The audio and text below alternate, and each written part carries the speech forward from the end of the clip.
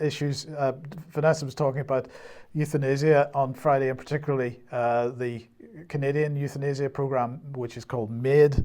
Well, I just wanted to highlight this article from CBC. Former Paralympian tells MP's Veterans Department offered her assisted death. So what are they saying? A paraplegic former member of the Canadian military shocked MPs on Thursday by testifying that the Department for Veterans Affairs offered her in writing the opportunity for medically assisted death and even offered to provide the equipment. Now, what she was asking for, I believe, was a ramp for a wheelchair in her home, but they thought that if she was suffering too much without it, that she should probably just die. I have a letter saying, she's being quoted here, I have a letter saying that if you're so desperate, madam, we can offer you MAID, medical assistance in dying, said Gother, who was first injured her back in training incident in 1989. So what I find interesting about that, Mike, is as you were going through, into my head came that about 10 years ago we were being approached by young military personnel, Army, Royal Marines, who'd got PTSD, and they were telling us that they had been told by the psychiatric team supposedly looking after them to commit suicide. We heard this from a number of different individuals from different regiments, Army, Royal Marine units from different parts of the country.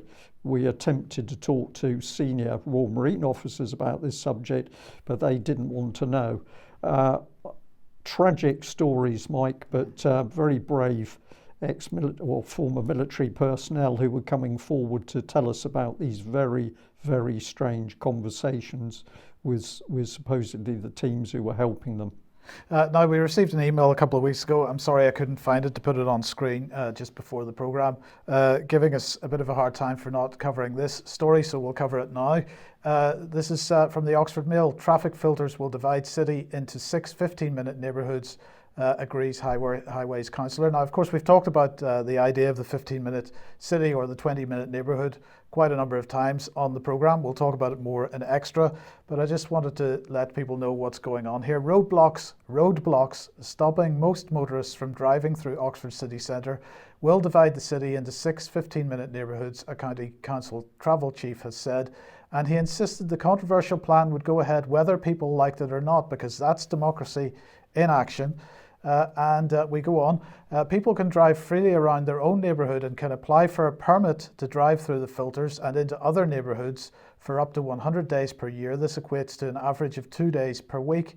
The alternative is to drive out to the ring road and then back to the destination, because this is being driven by climate change and policy, and therefore what we've got to do is to make sure that people drive further in order to save the planet. But anyway, a maximum of 3 permits a household will be allowed where there are several adults with cars registered to the address.